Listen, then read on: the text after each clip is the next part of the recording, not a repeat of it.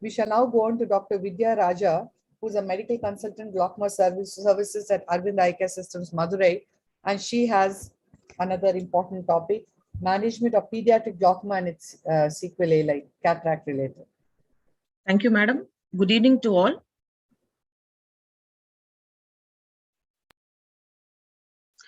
After a very careful clear corneal entry, as the tissues in these ophthalmic eyes are all stretched and surgical landmarks obscured, as it is seen here, the anterior chamber is deep. The axial length in this child was 26 mm.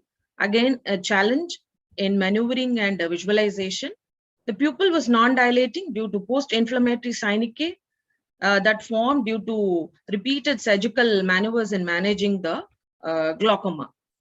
The synechiae was slowly released with the spatula, and then the ALC is all seen fibrosed in this child. It is stained with trypan blue. The pupil is stretched very carefully with Kuglans and not to disturb the glaucoma drainage device, which is seen there. Usually these in children, elastic capsule is seen, and the altered landmarks and iris abnormalities make it very difficult to estimate the rhexis size. Now the anterior lens capsule is cut slowly with the cystotome.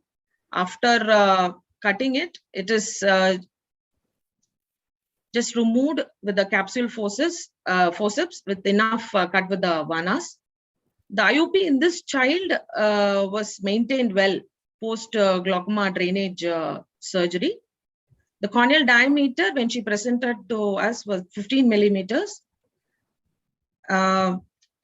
Primary congenital glaucoma may have to undergo, these children have to undergo multiple times surgical procedures to control the intraocular pressure, as it happened in this child, which delayed her cataract surgery, and which is a well-known complication.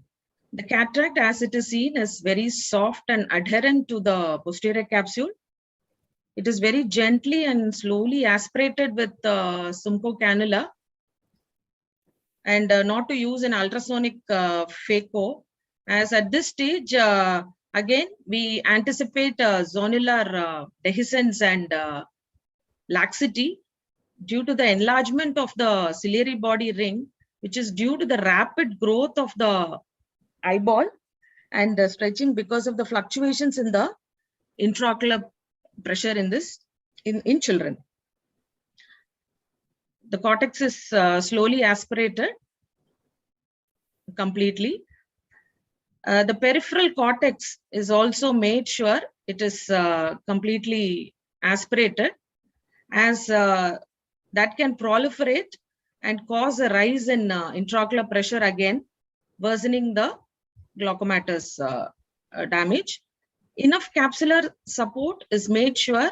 The capsular bag is usually larger than normal in these eyes to accommodate the normal standard IOLs, and hence IOL decentrations can occur, and IOLs can even be seen floating in these extra large bag, leading to a lot of refractive surprises post-operatively, as these children are also sensitive to small IOL fluctuations also. The cortex is made sure it is completely removed. You can see the central breadcrumb PCO now very clearly. There are many IOL options available: capsular implantation, the anterior optic capture, customized lenses, or IOL suturing techniques. Ideally, we prefer to place an 3-piece acrylic hydrophobic lens, which we did in this child. Gently it is injected. Many studies recommend rhexis fixation of the lens to prevent decentration, where the optic is captured and the haptics are sulcus placed. The IOL is carefully injected into the bag, and the haptic is made sure is completely dialed into the bag after stretching the bag enough with the viscoelastic. The optic is well centered now. PCO is clearly visible. PPC is attempted with the cystotome since there was already a delay in visual rehab due to glaucoma management. And PPC is done in this child aiming at better optical correction and amblyopia management. In spite of all our efforts, post-operatively at 1 month, the IOL decentered in this child, and we had to refixate one nasal haptic to the iris so that the optic was centered in the visual axis. And usually all the ports are closed in children, entries are closed to prevent inflammation and IOP spikes, which can again cause a lot of glaucomatous progression.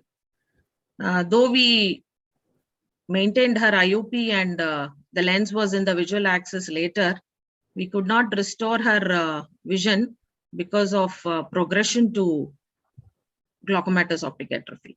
Thank you. Thank you very much, Dr. Vidya. But going on to the cataract part of it, you did mention that there was some zonular weakness. So you could have thought of putting a CTR, or you could have done an optic capture with the haptic in the sulcus.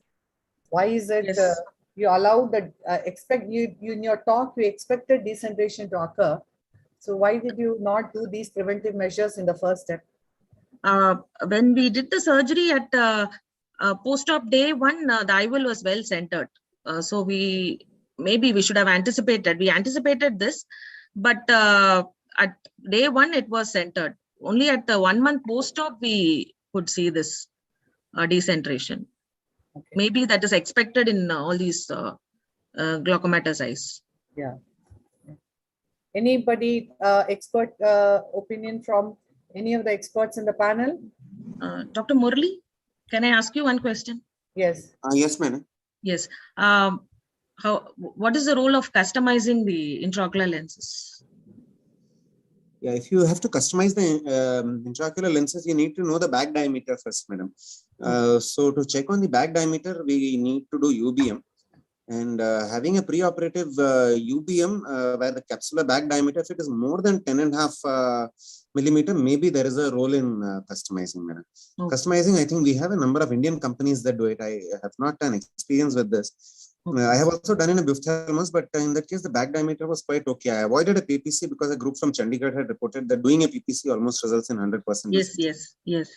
But so we had to do in this child because plaque was already, plaque was done. But for customization, we need to measure the back diameter. Back diameter. It can be done by UBM. Okay, I have very less experience. Yeah, that was a lovely presentation.